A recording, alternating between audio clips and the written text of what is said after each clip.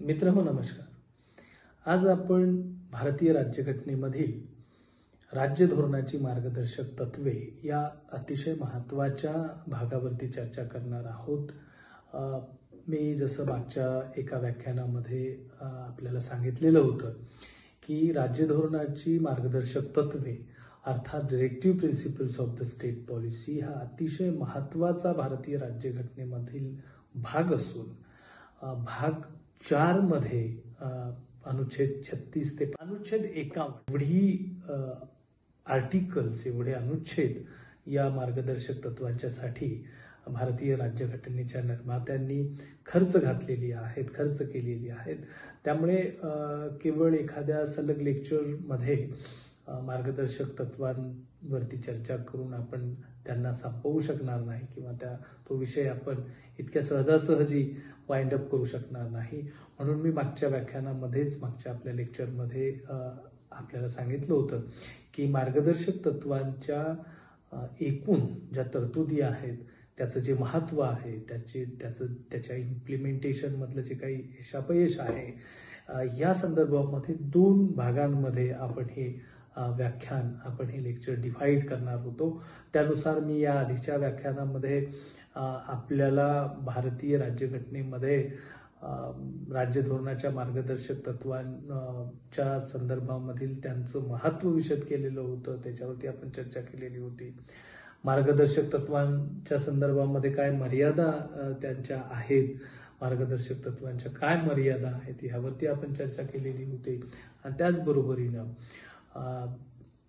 ह्या सगळ्या एकूण वाटचालीमध्ये भारतीय स्वातंत्र्याच्या वाटचालीमध्ये भारतीय राज्यघटनेच्या अंमलबजावणीच्या वाटचालीमध्ये अंमलबजावणी करत असताना मार्गदर्शक तत्वांना आलेलं जे यशापयश आहे त्याची कारण मीमांसा थोडक्यामध्ये करण्याचा आपण या पाठीमागच्या लेक्चरमध्ये प्रयत्न केलेला होता. आजच्या या लेक्चरमध्ये आपण केवळ तरतुदींवरती बोलणार आहोत. त्यामुळे ह्या जास्त तरतुदींचा भडीमार झाल्यामुळे कदाचित आपल्याला लेक्चर थोडंसं बोर होण्याची पण शक्यता आहे. पण याची आपण काळजी घेऊ की अतिशय थोडक्यामध्ये ह्या तरतुदींचा परामर्श घेऊन हे व्याख्यान आपण थांबवू. ह्याच्यामध्ये आपल्याला असं लक्षात येतं की मार्गदर्शक तत्व ही किती महत्वाची आहेत आणि आर्थिक व सामाजिक लोकशाहीच्या प्रस्थापनेसाठी ती किती गरजेची आहेत. व्यवहार चातुर्याने भारतीय राज्यघटनेच्या निर्मात्याने त्यांना भारतीय राज्यघटनेमध्ये इन्सर्ट केलं, त्यांच्या तरतुदी केल्या आणि वेळोवेळी येणाऱ्या ज्या काही पिढ्या आहेत, येणारी जी काही सरकारं आहेत, विधिमंडळं आहेत, कायदेमंडळं आहेत, ते या संदर्भामधल्या तरतुदींची अंमलबजावणी करून आर्थिक व सामाजिक लोकशाही भारतीय जनमानसामध्ये रुजवण्याचा प्रयत्न करतील अशा पद्धतीचा एक दुर्दम्य आशावाद भारतीय राज्यघटनेच्या निर्मात्यांना होता. आणि त्या दृष्टिकोनातून मागच्या व्याख्यानामध्ये डॉक्टर बाबासाहेब आंबेडकरांना असलेली अपेक्षा आणि त्यांना असलेला विश्वास किंवा जवाहरलाल नेहरूंना या संदर्भामध्ये असणारा विश्वास या बाबतीत आपण त्याची चर्चा केलेली होती.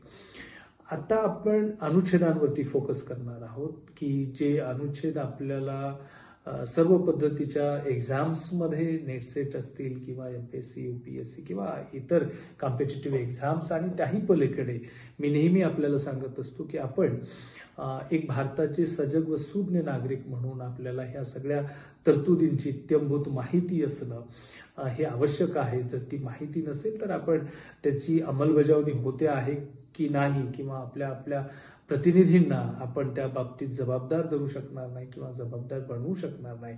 आणि त्या अनुषंगाने आपण ह्या सगळ्या तरतुदींकडे पाहण्याची गरज आहे. अनुच्छेद 36 आर्टिकल 36 काय सांगतं तर राज्याची व्याख्या या अनुच्छेदामध्ये केलेली आहे, या आर्टिकलमध्ये केलेली आहे. आणि त्यामध्ये असा स्पष्ट उल्लेख केलेला आहे की जी राज्याची व्याख्या अनुच्छेद 12 मध्ये आलेली आहे त्या पद्धतीची राज्याची व्याख्या असणार आहे. आणि ती राज्याची व्याख्या काय आहे, काय म्हणजे राज्य, तर आपल्याला असं दिसतं अनुच्छेद 12 असेल त्याच्यानुसार आणि अनुच्छेद 36 मध्ये मार्गदर्शक तत्वाच्या अगदी सुरुवातीचं जे आर्टिकल आहे, जो अनुच्छेद आहे, त्याच्यामध्ये जे व्यक्त झालेला अर्थ आहे राज्याचा, तो काय आहे? काय म्हणजे राज्य? तर केंद्र सरकार आणि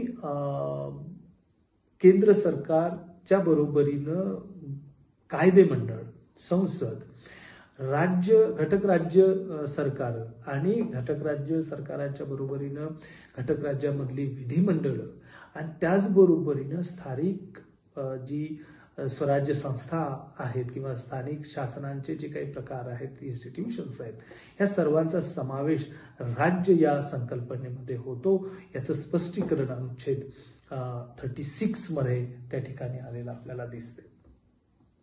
राज्य मार्गदर्शक तत्वांची अंमलबजावणी करण्याच्यासाठी कटिबद्ध असणार आहेत.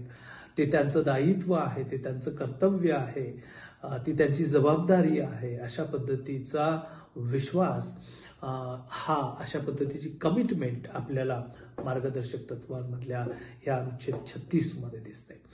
अनुच्छेद 37 आर्टिकल 37 काय सांगतं? तर या अनुच्छेदामध्ये हे म्हणजे त्याच्यामध्ये असं व्यक्त करण्यात आलेलं आहे, अशी तरतूद आहे की हे सगळे मार्गदर्शक तत्वे हे न्यायप्रविष्ट नाहीयेत, परंतु यांची अंमलबजावणी करणं हा प्रत्येक शासनाचा किंवा राज्याचं ते कर्तव्य मानलेलं आहे. म्हणजे त्याला ह्या सगळ्या मार्गदर्शक तत्वांना न्यायालयीन संरक्षण नाहीये, ते न्यायप्रविष्ट नाहीयेत. अनुच्छेद 37 नुसार मार्गदर्शक तत्वे हे न्यायप्रविष्ट नाहीयेत, परंतु राज्यांचं हे कर्तव्य असणार आहे की त्यांनी मार्गदर्शक तत्वांची अंमलबजावणी केली पाहिजे. त्याच्यानंतरचा जो अनुच्छेद आहे तो अनुच्छेद आहे 38. अनुच्छेद 38 काय सांगतं? तर अनुच्छेद 38 नुसार कल्याणकारी राज्याची निर्मिती करण्यात आलेली आहे. म्हणजे अनुच्छेद 38 असं सांगतं की राज्य शासन, केंद्र शासन काय प्रयत्न करणार आहे? तर आपली ही व्यवस्था, आपली ही शासन पद्धती ही कल्याणकारी दृष्टीनं कशी असणार आहे, त्या पद्धतीची प्रस्थापना ही राज्य संस्था करेल. म्हणजे एका अर्थाने कल्याणकारी राज्याच्या निर्मितीचा विश्वास, त्या संदर्भामधली तरतूद ही भारतीय राज्यघटनेमध्ये करण्यात आलेली आहे. अनुच्छेद 38 मध्ये कल्याणकारी राज्याची निर्मिती ही झालेली आहे. परंतु 44वी घटना दुरुस्ती होते. आपल्याला माहित आहे की 1978 मध्ये जेव्हा जनता पार्टीचं सरकार असतं, मोरारजीभाई प्राईम मिनिस्टर बनतात आणि 44वी घटना दुरुस्ती केली जाते. या 44वी घटना दुरुस्तीनुसार एक तत्व ह्या अनुच्छेद 38 मध्ये इन्सर्ट केलं जातं आणि ते अतिशय महत्वाचं आहे. म्हणजे त्या तत्वानुसार आपल्याला असं दिसतं की आर्थिक विषमता कमी करणं, दर्जा, सुविधा आणि संधी या संदर्भामध्ये त्याच्यामध्ये असणारी जी विषमता आहे ती कमी करणं, म्हणजे दर्जा व संधीची उपलब्धता झाली पाहिजे. दर्जा व संधीसाठी जनमानसामध्ये सामान्य लोकांना ज्या विषमतेचा सामना करावा लागतो, तर ती विषमता नष्ट करणं, याचा अर्थ कल्याणकारी राज्याची निर्मिती करणं, असा एक स्पष्ट अर्थ या तरतुदीच्या माध्यमातून, या तत्वाचा अंतर्भाव केल्यामुळे ते व्हायला मदत होते. आणि म्हणून अनुच्छेद 38 हा अनुच्छेद महत्वाचा ठरतो. अनुच्छेद 39 आर्टिकल 39 किंवा अनुच्छेद 39 काय सांगतं? तर उत्पन्नाची जी साधनं आहेत ती मिळवण्याचा समान हक्क सर्व नागरिकांना आहे. उत्पन्नाची साधनं मिळवण्याचा समान हक्क हा सर्व नागरिकांना असणं हे गरजेचं आहे. आणि या संदर्भामधली व्यवस्था अस्तित्वात येण्यासाठी राज्य हे हेतुपुरस्सर प्रयत्न करेल. त्याचबरोबरीनं समान काम समान वेतनाच्यासाठी ती व्यवस्था अस्तित्वात आणण्याचा राज्य प्रयत्न करेल, राज्य संस्था प्रयत्न करेल. संपत्तीचं केंद्रीकरण होऊ नये याबाबतची काळजी शासन संस्थेकडनं घेतली जाईल, याबाबतची काळजी राज्य संस्था घेईल. कामगारांचं आरोग्य हे अबाधित ठेवण्याचं काम किंवा कामगारांच्या आरोग्याची काळजी वाहण्याची व्यवस्था, त्या पद्धतीचं वातावरण हे राज्य संस्थेकडनं तयार केलं जाईल. विशेषतः बालकांच्या हितांचं संगोपन करण्याची जबाबदारी ही शासन संस्थेची किंवा राज्य संस्थेची असणार आहे आणि त्या पद्धतीचं वातावरण हे शासन संस्थेकडनं निर्माण केलं जाईल. अशा पद्धतीची व्यवस्था ही राज्य संस्थेने केली पाहिजे. अशा पद्धतीची तरतूद आपल्याला अनुच्छेद 39 मध्ये दिसते. एक महत्वाची बाब याही ठिकाणी आपण लक्षात घेण्याची गरज आहे आणि ती म्हणजे अनुच्छेद 39 मध्ये परत आर्टिकल अमेंडमेंट, कॉन्स्टिट्युशनल अमेंडमेंट 42 म्हणजे 1976 मध्ये जेव्हा इमर्जन्सीचा काळ होता, Indira Gandhi was the prime minister of India आणि 42वी जी घटना दुरुस्ती झाली, त्या घटना दुरुस्तीने एक तत्व परत आर्टिकल 39 मध्ये इन्सर्ट करण्याचा प्रयत्न झाला आणि त्यानुसार बालकांना एक प्रतिष्ठापूर्ण, एक डिग्निटीफुल व्यवस्था, एक डिग्निटीफुल लाईफ जगण्याच्यासाठीची आवश्यक असणारी व्यवस्था आणि त्या बालकांचा विकास होण्याच्यासाठी आवश्यक असणारं जे वातावरण आहे, जे पर्यावरण आहे, जी व्यवस्था आहे ती तयार करण्याचं काम, ते दायित्व, ते कर्तव्य हे राज्य संस्थेचं असणार आहे. अशा पद्धतीची तरतूद आपल्याला आर्टिकल अनुच्छेद 39 मध्ये होताना दिसते. त्याचबरोबरीनं 42वी घटना दुरुस्तीनं अजून एक महत्वाचं तत्व हे अनुच्छेद 39A मध्ये समाविष्ट झालेलं दिसतंय. 39A हे असं सांगतं की समान न्याय व मोफत कायदेविषयक सहाय्य हे प्रत्येक नागरिकाला मिळालं पाहिजे. अनेक म्हणजे समाजामध्ये आर्थिक घडी कमकुवत असणारे असे काही घटक आहेत की जे स्वतःवर होणारा अन्याय निमूटपणाने सहन करतात, परंतु पैशाच्या अभावी ते लोक कोर्टाची पायरी चढू शकत नाहीत. अशा पद्धतीच्या म्हणी आपल्या गावकुसामध्ये तयार झालेल्या आहेत की कोर्टाची पायरी कोणी चढू नये. कारण का तर त्याच्यामध्ये लागणारा जो खर्च आहे तो आपल्याला परवडणारा नाही आणि म्हणून एक वेळ सामान्य माणूस हा अन्याय सहन करतो, पण त्या पद्धतीनं कोर्टामध्ये न्याय मिळवून घेण्याचा प्रयत्न त्याच्याकडनं होताना दिसत नाही. अशा वेळी सामाजिक आणि आर्थिक लोकशाही जर सामान्य लोकांपर्यंत रुजवायची असेल, सामान्य लोकांमध्ये रुजवावयाची असेल आणि एक true democracy, near about true democracy, एक जवळपास आपल्याला खऱ्या स्वरूपाची लोकशाही, लोकतंत्र जर अस्तित्वात आणायचं असेल तर सर्व नागरिकांना न्याय मिळेल आणि हा न्याय मिळवून घेताना ज्यांची आर्थिक क्षमता नाही त्यांना कायदेविषयक मोफत सहाय्य त्यांना प्राप्त झालं पाहिजे. अशा पद्धतीची तरतूद 39A, आर्टिकल 39A मध्ये 42व्या घटना दुरुस्तीने केलेली आपल्याला दिसते. अनुच्छेद 40 हे अतिशय महत्वाचं अनुच्छेद आहे. आर्टिकल 40 ह्या अनुच्छेदानुसार ग्रामपंचायतींचं एक संघटन किंवा ग्रामपंचायती संघटित करण्याचा कार्यक्रम हा शासन संस्थेकडनं राबविला जाईल. अशा पद्धतीची तरतूद अनुच्छेद 40 मध्ये आहे आणि आपल्याला माहित आहे की याला एक घटनात्मक आता दर्जा मिळालेला आहे.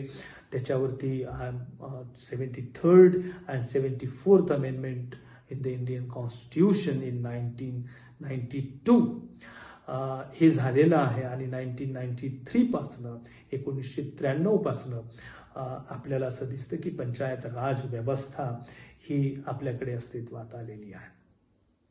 म्हणजे 73व्या आणि 74व्या घटना दुरुस्तीने 73व्या घटना दुरुस्तीने ग्रामपंचायत, पंचायत समिती, जिल्हा परिषद म्हणजे पंचायत राज व्यवस्था त्या ठिकाणी अस्तित्वात आलेली आपल्याला दिसते. म्हणजे ग्रामीण स्थानिक स्वराज्य संस्था अस्तित्वात आलेल्या आपल्याला दिसतात. तर 74व्या घटना दुरुस्तीने जी शहरी प्रशासन आहे ते आपल्याला अस्तित्वात आलेलं दिसते. त्याच्यामध्ये तुमची नगर परिषद, नगरपालिका, महानगरपालिका अशा ज्या काही शहरी स्थानिक स्वराज्य संस्था आहेत त्या अस्तित्वात आलेल्या आहे आणि त्या अंतर्गत अनेक तरतुदी महत्वपूर्ण स्त्रियांना 50% रिझर्वेशन महाराष्ट्रासारख्या स्टेटमध्ये किंवा बिहार सारख्या स्टेटमध्ये स्थानिक स्वराज्य संस्थांमधून ती तरतूद झालेली आपल्याला दिसते. आणि या संबंधामध्ये अनुच्छेद इंडियन आर्टिकलमध्ये 243 A अशा स्वरूपाच्या तरतुदी तिकडे झालेल्या आहेत आणि या मार्गदर्शक तत्वाची अंमलबजावणी आपल्याला झालेली दिसते. अनुच्छेद 41 आर्टिकल 41 हे आर्टिकल 41 काय सांगते तर सर्व नागरिकांना शिक्षण, रोजगार व सरकारी मदत म्हणजे सर्व नागरिकांना शिक्षणाचा अधिकार आहे तो प्राप्त झाला पाहिजे. अगदी लहान बालकापासून ते प्रौढ किंवा अगदी वृद्ध वयोगटामधल्या लोकांना देखील शिक्षण हे प्राप्त झालं पाहिजे. त्यांच्या हातांना काम मिळालं पाहिजे. त्यांना विशिष्ट परिस्थितीमध्ये, वृद्धावस्थेमध्ये, विकलांगावस्थेमध्ये त्यांना सरकारी मदत मिळाली पाहिजे. बेरोजगारीच्या कालावधीमध्ये त्यांना सरकारी मदत मिळाली पाहिजे की जेणेकरून एक सामाजिक स्वरूपाचं संरक्षण अशा लोकांना प्राप्त होऊ शकेल. एक आर्थिक त्यांना आधार प्राप्त होईल आणि अशा पद्धतीचं काम हे शासन संस्थेकडनं झालं पाहिजे. अशा पद्धतीची तरतूद आपल्याला भारतीय राज्यघटनेच्या या मार्गदर्शक तत्वामध्ये दिसते. अनुच्छेद 42 मध्ये कामाची न्याय्य व मानवीय स्थिती आणि प्रसूतीच्या काळामध्ये सहाय्य अशा पद्धतीच्या तरतुदी अनुच्छेद 42 मध्ये झालेली आपल्याला दिसते. म्हणजे अलीकडे महिलांना ज्या पद्धतीने प्रसूतीच्या काळामध्ये रजा मिळते किंवा आर्थिक सहाय्य दिलं जातं तर या तरतुदीची किमान अंशी अंमलबजावणी शासन संस्थेने केलेली आपल्याला दिसते. पण जे कामाची जागा असेल किंवा कामाचं जे स्वरूप आहे ते न्याय्य असावं, त्याच्यामध्ये मानवीयता, ह्युमॅनिटेरियन सिच्युएशन तिथे असावी, अशा पद्धतीचं वातावरण, अशा पद्धतीची स्थिती ही क्रिएट करण्याचं काम राज्य संस्था करेल. अशा पद्धतीची जबाबदारी ही अनुच्छेद 42 मध्ये त्या ठिकाणी आलेली आपल्याला दिसते. अनुच्छेद 43 म्हणजे ज्याला आर्टिकल आपण 43 असं म्हणतो तर त्याच्यामध्ये कामगारांना निर्वाह भत्ता, निर्वाह वेतन त्यांना मिळालं पाहिजे आणि एक अशा पद्धतीचं प्रतिष्ठापूर्ण वातावरण एक असलं पाहिजे कामाच्या ठिकाणी. कामगारांना ते एक प्रतिष्ठापूर्ण वातावरण मिळालं पाहिजे अशा पद्धतीची व्यवस्था देखील राज्य संस्थेने केली पाहिजे.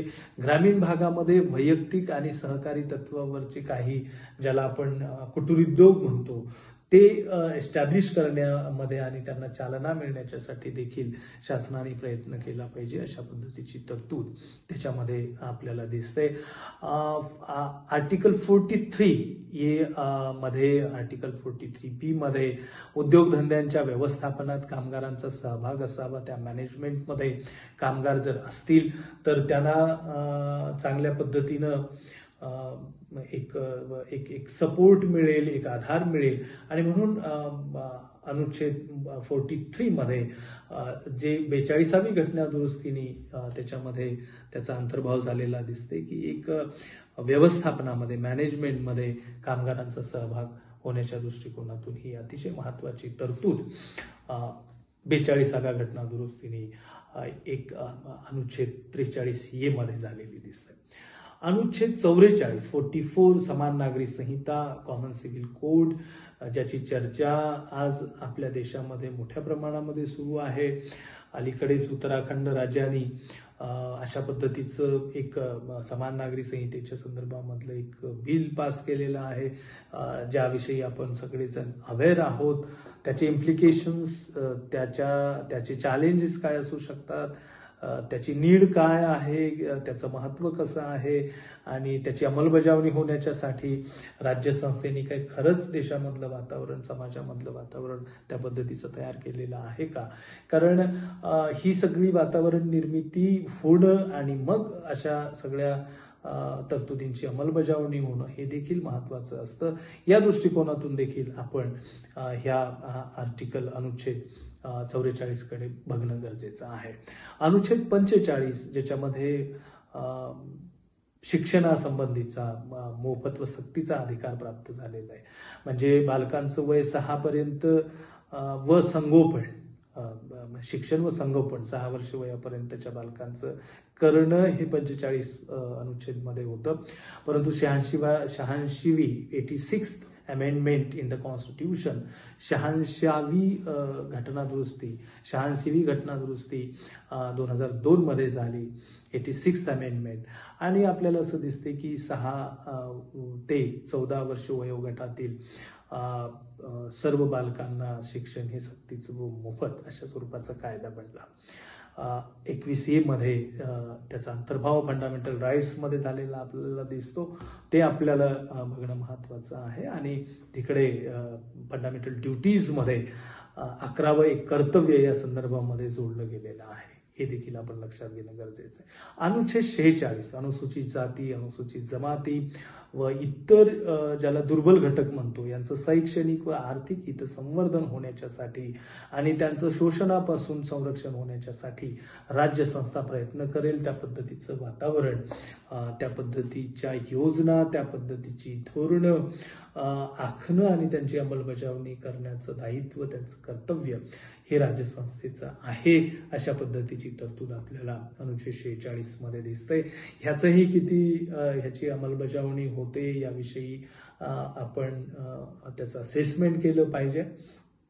त्याचबरोबरीनं आपल्याला असं दिसते की अनुच्छेद 47 म्हणजे लोकांचं पोषणमान, त्यांचं जीवनमान उंचावणं आणि एकूणच सार्वजनिक जीवनाचं जे आरोग्य आहे ते वृद्धिंगत होणं, ते जास्त सकस पद्धतीचं होणं, एक हेल्दी ॲटमॉस्फिअर, एक आरोग्यदायी वातावरण समाजामध्ये निर्माण होणं, या बाबतची व्यवस्था, याबाबतचं वातावरण राज्यसंस्थेने तयार करावं अशा पद्धतीची तरतूद अनुच्छेद 47 मध्ये आर्टिकल 47 मध्ये आलेली आपल्याला दिसते. आर्टिकल 48 अनुच्छेद 48 मध्ये आपल्याला असं दिसते की कृषी आणि पशुसंवर्धन या संदर्भामधला हा अनुच्छेद आहे की कृषी आणि पशुसंवर्धन यांचं संघटन करण्याचा प्रयत्न, संघटन करण्याच्या योजना राज्यसंस्थेकडनं केल्या जातील. अनुच्छेद 48A मध्ये पर्यावरण व वन्यजीवांचं जे संरक्षण आणि संवर्धन आहे हे केलं जाईल अशा पद्धतीची घटना दुरुस्ती 42वी झाली आणि 42व्या घटना दुरुस्तीनुसार 48A हे हा अनुच्छेद त्याच्यामध्ये जोडला गेला, जी घटना दुरुस्ती 1976 मध्ये झालेली होती.